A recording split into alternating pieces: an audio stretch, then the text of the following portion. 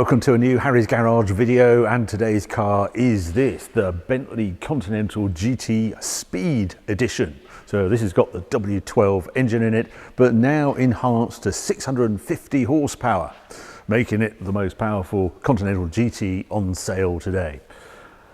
You're probably wondering about the colour of it. It's called a magenta. We'll get to that in a moment. I think it's quite suitable for this particular Bentley. If you're going to have a bespoke Bentley, well, why not have it in a bespoke colour? Now, Bentley in 2021 had a fantastic year. Against all the odds, you would say, all the storms coming towards us, their sales have gone up massively in 2021. China sales have doubled. I think American sales are 55% up, something like that. Asia the same, Middle East, etc. There's been a real appetite for what Bentley are producing today. They haven't actually released sales figures on individual models, but something is hitting the spot. And I was intrigued to get this car in over the Christmas period. We're lucky to have enjoyed this for 2 weeks, been our family car, and it's been intriguing having it for that long. Let's go and have a closer look, see what this Bentley Continental GT Speed is all about. Now, since I last tested the Continental GT, the price has increased somewhat. The last one I had in the garage, I think, was a standard, if you can call it that, W12 edition, and it's 626 horsepower, and it was £159,000 before extras. This one, before extras, £209,000, and there are a number of extras on this car, £57,800 worth. This is a £267,700 car, as you see it here. One of the extras on this car is what they call Continental Black Line specification, hence the black grille on here. You get these extra bits of carbon with the Speed Edition. I've said previously that it's a bit of a shame this is in plastic here and here. It doesn't quite have the look of a £267,000 car, but I've been told it's actually all due to the Health and Safety Police in Brussels EU regs, and there is a chance that if you hit a pedestrian, they might be chipped if that was metal and a bit too sharp for them. So that's why these have to be in plastic to protect the pedestrians who unfortunately might be hit by one of these cars. Lovely, fantastic lights. During our time with this car, I cannot get over the power of these new LED lights. I'm not sure why they've steamed up. The first time they've done it, it's just perhaps because we just put it in the studio here. But if you come round the corner, part of the Mulliner driving specification pack, 12,135, are these 22-inch forged wheels. Normally they're not forged, there's a lighter spec wheel with forged, and this is fitted with the 275/35 R22 P0 tyres. They are all-season tyres, which we'll get to when we get to the driving, because they do slightly compromise things. Hiding in there is basically the biggest carbon disc on sale today. Carbon ceramic brakes with black painted calipers, £11,890 option, but saves you, I think it's 33 kilos of weight. I like the speed graphic here, and the 12, that's the same on when you used to be able to get a W12. Actually, I should mention you can no longer buy the so-called standard W12 version of Conti GT. It starts with the V8 version, the range, and the price of that car is £166,200, so quite a saving. The only way you can get a W12 powered Conti GT is by having the Speed Edition. That's the only model with this engine. Then at the side, well, I've put the windows down because I just always love pillarless coupes like this. And having had that flying spur in with those enormous B pillar here and the sort of obstruction with that, one thing I have noticed with this car is the wonderful side visibility and coming out of junctions. And it just looks great, I think.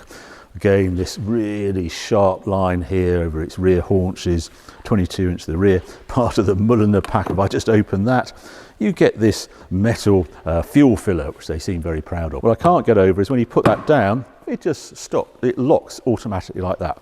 Round the back, you didn't get a spoiler on the regular Conti GT, but you do on the Speed one. So it has this little lip of carbon fibre here, and then this spoiler comes out as well, that is normally retracted. That comes out, I think, at 75 miles an hour.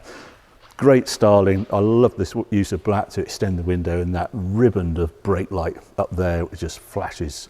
Super stylish. Usual things, electric boot, big hole, seats don't flip down in here, and there's a battery hiding under there as well.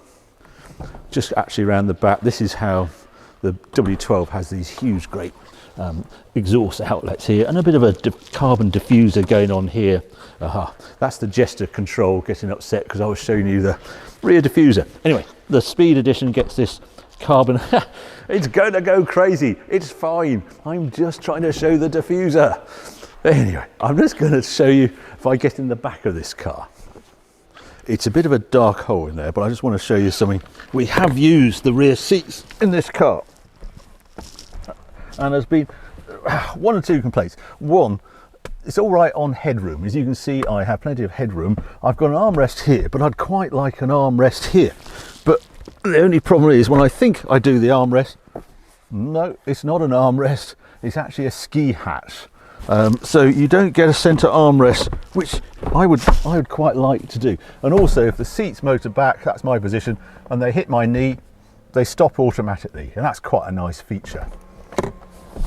Quick look at the engine, or what Bentley want to see of the engine. Big strut here for the front pillars, suspension pillars. That is actually an option. The metal oil filler. I wonder how many owners will actually ever look under here. There's no dipstick or anything, and it's all very dressed. Is that plastic? Is that real? I think it is. But anyway, a W12 unique configuration engine on this car, and mainly constructed out of aluminium. If you go around with a magnet on this car, all the body panels are not magnetic, just the boot I think is a composite, etc. But it comes in at quite a weight. It's 2,270 kilos, I think it is. And the weight, they've tried to get that engine as far back as they can, but it's still 55% of the weight over the front wheels, 45 at the rear. Anyway, let's take it outside, take it for a drive.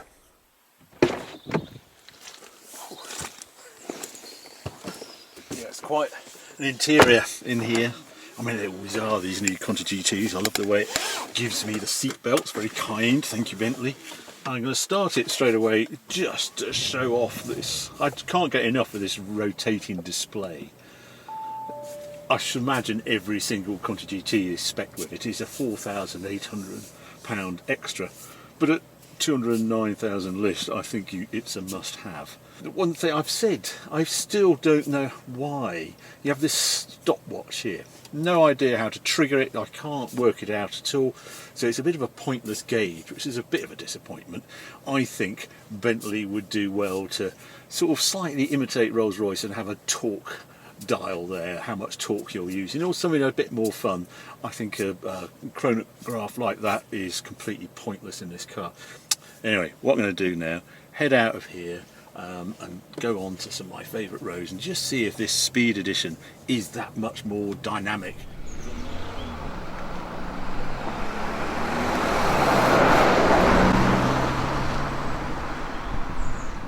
Right, just coming into Burford and just tested it on my noisy bit of road, and it's not noisy at all. I was seeing readings between 69 and 71 at 60. There's a resurfaced bit there and it's particularly aggressive and produces a lot of road noise, but not in this Bentley Continental GT. Weirdness, when you get a really quiet car, you can convince yourself that you can hear a lot of road noise.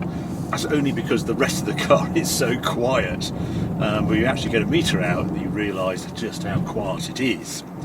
And the other's such an impressive car for ride quality. You have this choice down here. I've got Sport, Bentley, Comfort and Custom.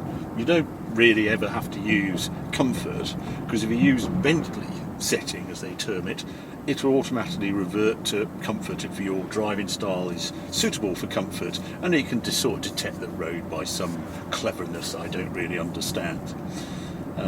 But yeah, Bentley setting, absolutely terrific. It's that waftability that we come to expect from Bentley, and this has got it by the skip load. I've done quite a few miles in this car. We've done some long journeys sort of down to the south coast and things. It is an extremely nice car to travel in. You expect it, but it is exceptionally good. The refinement, the just the quality of the seating. And it's one of those very rare cars. There's a handful of cars that when you've got it on the cruise control, obviously it's got radar cruise on it, but it's also got lane assist, and it is not aggressive at all. And the other car is our Range Rover. I use it all the time, and I would use it on this. You just trigger it on this little thing here, and it will keep her in the lane. You say, well, why bother?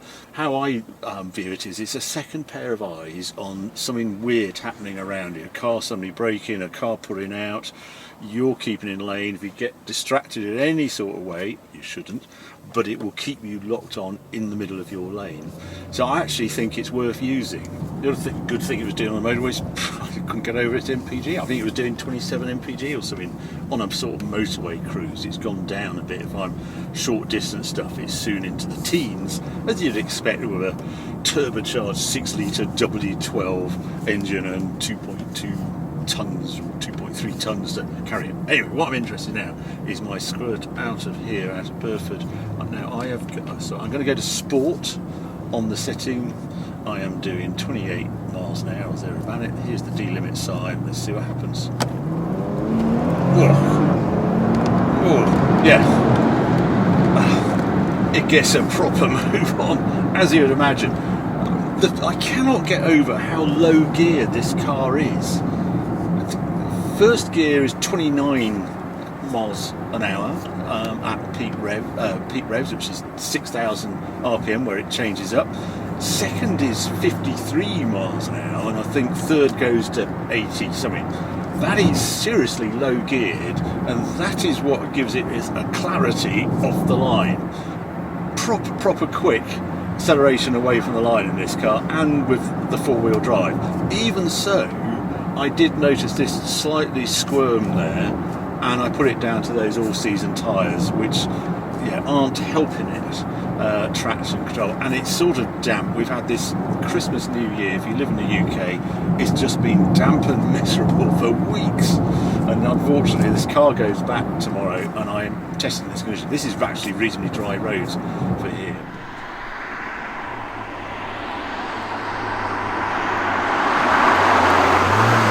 It's enhanced by the dual clutch transmission as well. They're absolutely electric changes, bang bang bang, same as the Porsche Panamera, etc., and it just gives it that extra sporting edge over a torque converter gearbox. There is just that extra bite, pow, bangs those gears in. What's it like on my tested bit of tarmac down here?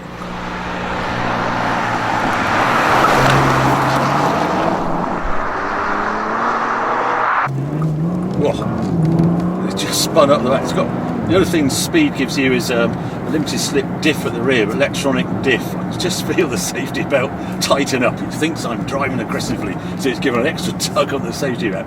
It's really on your side, this Bentley. It wants to look after you. Exemplary down here. Utterly extraordinary how it's absorbing those bumps. The curb weight probably helps it, but it's on 22-inch wheels.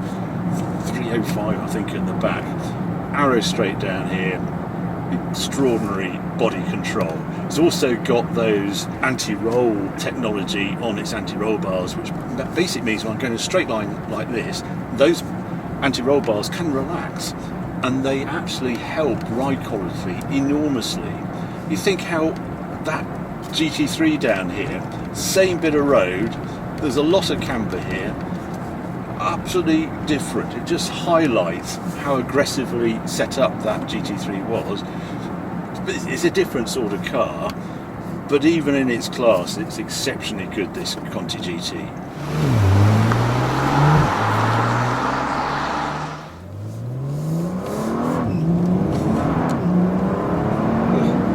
Right, let's try it through here. This is my compression. I'm in Sport. I'm actually just going to go over to manual. Here's the bump. God, it's a lot stiffer in Sport than it was in Bentley. It's a funny engine as well. You're really better off using its torque than its horsepower. Yeah, Sport is quite fidgety on the road. It's an oddity because it does control the body better, but then it actually highlights that how much it weighs. I'm sort of going into some of my dislikes now. One of my dislikes is there's no disguising its mass, and it's not helped by its weight distribution when majority of its rivals, if you think, well, 812, or I think its closest rival is the Aston Martin DBS, both have transaxle gearboxes, both have a weight, heavy weight on the rear axle and the front. This is the opposite way around, and you notice it on this sort of road. So when I actually start to push it, I am fighting that front. They've tried to disguise it with the rear steer at the back and some clever trickery with the diff, but it's physics. There's only so much that Bentley can do, and if you leave it in Bentley and you just, you know, drive down a road like this fairly aggressively, it will amaze you, really, as long as you don't go past sort of 8 temps. But when you try and tap into that on a road, it just breaks down. It's not the sports car that the promise of the speed signature on the side says. It's not a dislike, it's expensive. You know, I look back at that first new generation Continental GT I drove, 159 lists, 200 with extras probably, and yet the starting price of this is 209, and I feel that the premium you're paying for speed doesn't enhance it enough. The horsepower's, what was it, gone up 24 horsepower. The torque remains the same. That tells you that it's actually a gearbox limit is the 900 Newton meters, 664 foot-pounds of torque. Right, let's just try it around here. Sorry, I've just got distracted by one of my bends here. It's, I mean, 650 horsepower can make 2.2 tons go very quickly. So, yeah, it can do that bit. It just hasn't got that edge of dynamism that makes me want to wake up in the morning and take it out for a drive down my favourite bit of road.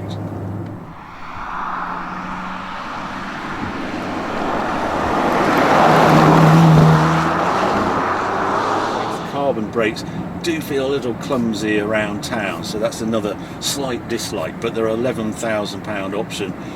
From my experience with the steel brakes, just keep those. The car saving 33 kilos when you weigh as much as this car doesn't make a huge amount of difference.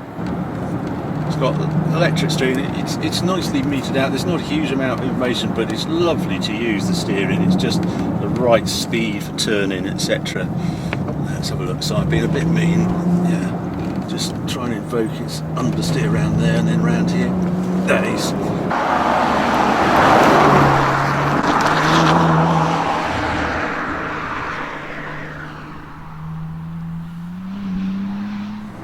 I don't think the all-season tyres are helping it, but I wasn't going particularly quickly there, and it just has not generated the huge amount of grip, and it's the rear let's go because it's just easily to overload it. The positives is the feel-good factor on this car. When you're riding this car off the scale, and it feels as though it's been made from granite. It just has a quality that will last decades. Not a rattle, not a squeak. I'm not bored at all with this interior. You know, I'm 2 weeks in, I've borrowed them before, and I get into the new Bentley Continental GT and just look around and say, wow, there are some things that we can do really well in this country, and Bentley have absolutely nailed interiors. Just wonderful. You know, everybody comments it when you get in, and it's not surprising. The other thing I really like, it's got this night vision. Again, beautifully set up, and it caught 2 people walking where I hadn't spotted people walking at night. No lights on, there was a ping. It pinged up on the dash, easy to use. I've seen wildlife on our farm as you come up the drive.